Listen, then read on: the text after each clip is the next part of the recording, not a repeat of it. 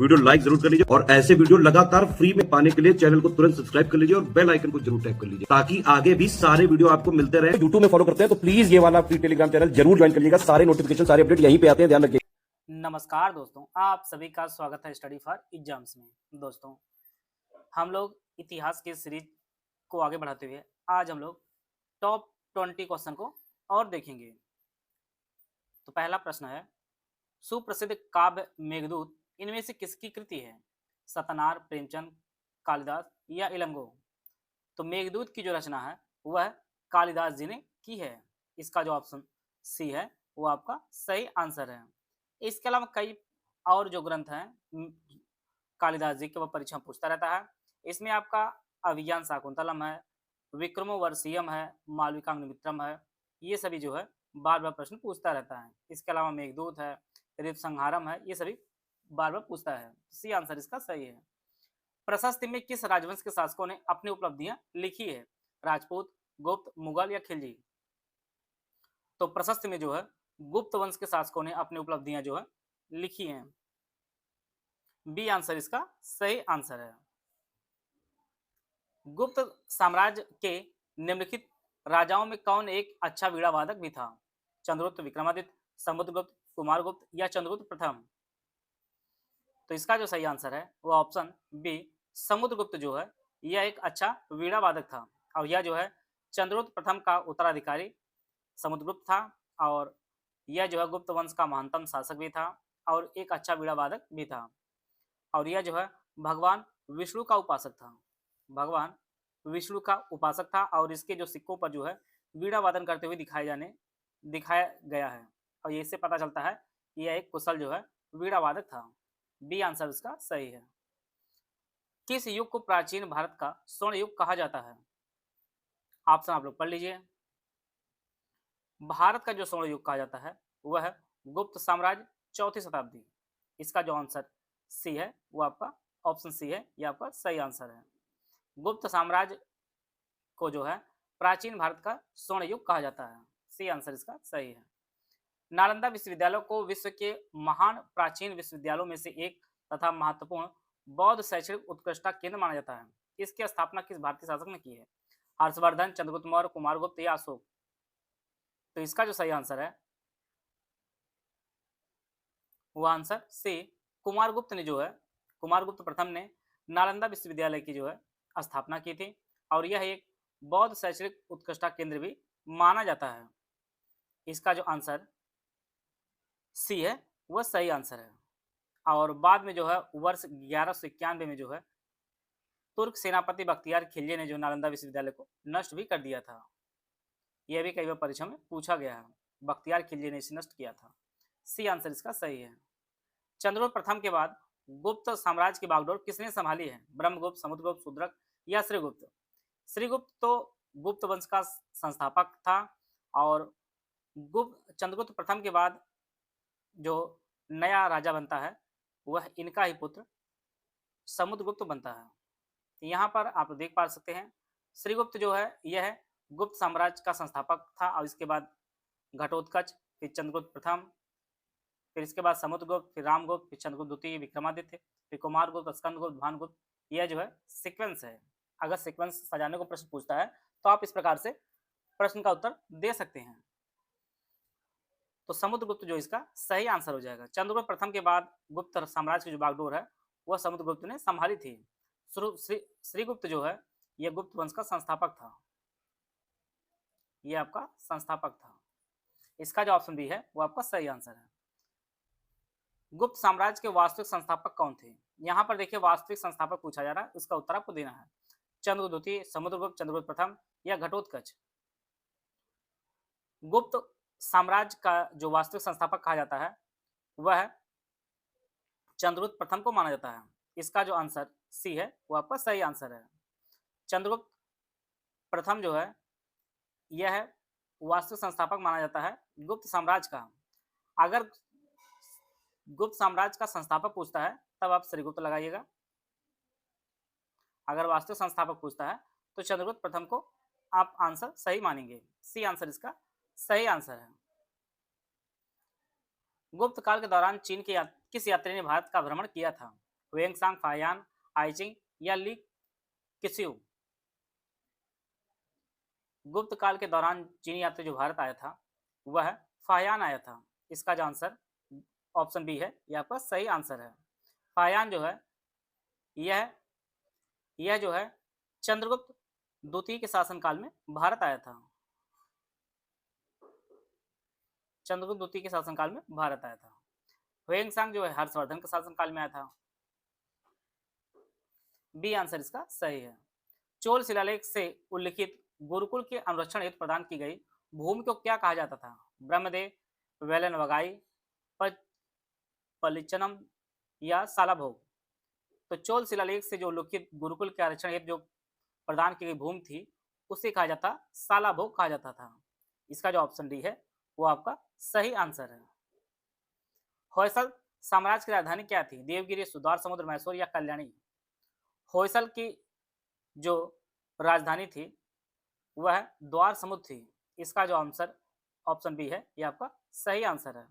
होयसल जो है यादियों के वंशज थे और ये चोल और पश्चिमी चालुक्य के जो है सामंत थे। होयसल वंश की स्थापना जो है वह विष्णुवर्धन ने की थी। वर्धन की और इसकी जो राजधानी थी वह द्वार समुद्र थी। बी आंसर इसका सही है। यूपीपीएससी आरओ की तैयारी आप हमारे साथ मिलकर तैयारी करना चाहते हैं तो UPSC RO pre 2026 full paid group हमारा शुरू किया गया है विद डाउट क्लियरेंस। इसकी फीस 5000 रुपये है। इसमें एडमिशन लेने पे आपको दो ग्रुप में जोड़ा जाएगा, एक मेटेरियल ग्रुप में, दूसरा आपका डाउट क्लियरेंस ग्रुप में। और इसमें आरओ प्री संबंधित सभी डाउट आप पूछ सकते हैं। और पाठ्यक्रम के कुल जो है 150 क्लासेज में जो कवर कराया, जिसमें आपका 120 जीएस के होंगे, 30 आपकी हिंदी की होंगी। सारी वीडियो आप 50 फॉर्म में दी जाएंगी और रीजनिंग के जो वीडियो अलग से दी जाएंगी। करंट अफेयर वीडियो और नोट्स जो है मंथली दिया जाएगा। कुल 60 टेस्ट कराए जिसमें 30 फुल लेंथ टेस्ट होंगे, 200 क्वेश्चन के 12 आपके हिंदी के टेस्ट होंगे जिसमें 50% रहेंगे और 10 आपके जीएस सेक्शन वाइज होंगे, 8 आपके रीजनिंग टेस्ट जिसमें आपके 50% आएंगे। दूसरा जो ग्रुप है full paid group without doubt clearance, इसकी फीस 3500 रुपये। इसमें सारे फीचर दिए जाएंगे, डाउट क्लियरेंस ग्रुप नहीं मिलेगा। तीसरा जो group only study material group with video classes, no test series, no doubt clearance की फीस 2500 रुपये है, जिसमें संपूर्ण पाठ्यक्रम के 150 क्लासेज दी जाएंगी कवर कराए, जिसमें 120 क्लासेज दी जाएंगी जीएस की और 30 आपकी हिंदी की दी जाएंगी। और ऊपर किसी भी ग्रुप में एडमिशन लेने पर आपको जो है पेड क्विज चैनल में जोड़ा जाएगा। अगर ओनली टेस्ट लेना चाहिए इसकी फीस 1000 रुपये। इसमें 60 टेस्ट कराए जिससे 30 आपके फुल एंड टेस्ट होंगे जिसमें 200 प्रश्न होंगे, 12 सामान हिंदी के होंगे जो हर टेस्ट में 50 प्रश्न होंगे, 10 आपके जीएस के होंगे, 8 आपके रीजनिंग टेस्ट हैं जिसमें आपके 50 प्रश्न होंगे।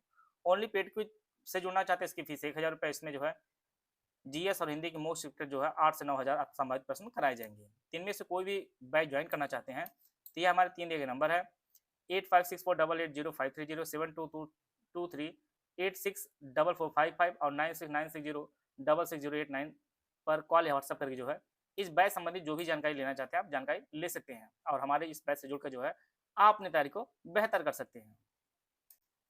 दिए गए विकल्पों में किस राजवंश ने दक्षिण पूर्व एशिया में शिपिंग उद्यम स्थापित किए? चालुक, गुप्त, चेर या चोल। तो इसका जो सही आंसर है तो ऑप्शन डी, चोल वंश के शासकों ने जो है दक्षिण पूर्व एशिया में शिपिंग उद्यम जो है स्थापित किए थे। इसका जो आंसर डी है वो आपका सही आंसर है। चोल वंश जो है यह पेन्नार और कावेरी नदियों के बीच पूर्वी समुद्र पर स्थित था और इस राजवंश की जो स्थापना के चोल वंश के जो संस्थापक थे वह विजयालय था। विजयालय जो है ये चोल वंश का संस्थापक था। डी आंसर इसका सही है। राजा सिंह विष्णु किस वंश के शासक थे? चोल, पल्लव, पाल या चालुक्य। तो राजा विष्णु जो है यह 575 से 600 ईस्वी में इनका शासनकाल था और यह जो है पल्लव वंश के शासक थे। इसका जो ऑप्शन बी है वो आपका सही आंसर है। सिंह विष्णु जो है यह पल्लव वंश के शासक थे। पुलकेशिन प्रथम और पुलकेशिन द्वितीय नामक शासक जो है किस वंश से संबंधित है? चोल, चालुक्य, कुषाण या मगध। तो इसका जो सही आंसर है वो ऑप्शन बी, चालुक्य वंश के शासक रहे हैं पुलकेशिन प्रथम और पुलकेशिन द्वितीय। वातापी के चालुक्य वंश के स्थापना जो है राजा जयसिंह ने की थी। राजा जयसिंह ने की थी और पुलकेशिन प्रथम, पुलकेशिन द्वितीय, विक्रमादित्य, विनयादित्य ये सभी जो आपके चालुक्य वंश के राजाओं के नाम हैं। बी आंसर इसका सही है। पल्लव वंश के कौन से राजा संस्कृत नाटक भी लिखा करते थे? राजा राजचोल, महेंद्र वर्मन, राजसिम्हा या विक्रमादित्य। तो इसका जो सही आंसर है वो ऑप्शन बी महेंद्र वर्मन जो है ये पल्लव वंश के राजा रहे हैं और यह जो है संस्कृत नाटक भी लिखा करते थे। इसका जो आंसर ऑप्शन बी है ये आपका सही आंसर है। महेंद्र वर्मन प्रथम ने जो है मत विलास प्रहसन और भगवत कियम नामक जो है ग्रंथों की रचना की है। बी आंसर इसका सही है, बी ऑप्शन इसका सही है। किस चालुक्य राजा ने कन्नौज के राजा हर्ष को पराजित किया था? सिद्धराज सोलंकी, वास्तुपाल, पुलकेशिन सेकंड या मूलराज? तो पुलकेशिन सेकंड ने कन्नौज के राजा हर्ष को जो है नर्मदा के तट पर जो है हराया था। नर्मदा के तट पर जो है इन्होंने हराया था और यह जो है एहोल अभिलेख में इसका वर्णन भी किया गया है।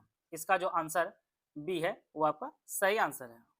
सॉरी ऑप्शन सी है इसका, पुलकेशिन सेकंड ने जो है नर्मदा के तट पर हराया था हर्ष को। चोल राजवंश के अंतिम शासक कौन थे?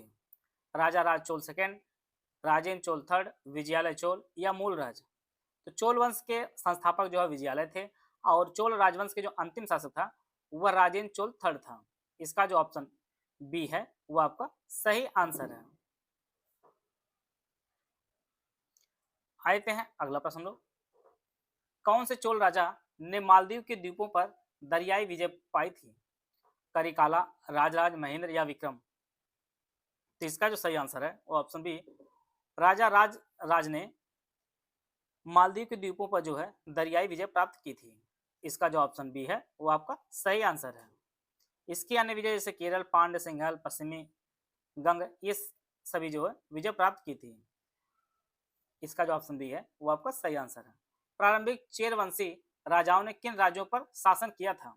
तमिलनाडु, केरल, बंगाल, उड़ीसा, अरुणाचल प्रदेश व सिक्किम, महाराष्ट्र या गुजरात? तो इसका जो सही आंसर है वो ऑप्शन ए तमिलनाडु और केरल पर जो है प्रारंभिक चेरवंशी राजाओं ने जो है अपना शासन किया था। इसका जो ऑप्शन बी है वो आपका सही आंसर है। किस भारतीय राजा ने पूर्व एशिया के कुछ हिस्सों को जीतने के लिए नौसैनिक शक्ति का इस्तेमाल किया था? अकबर, कृष्णदेव, राजेंद्र चोल या शिवाजी?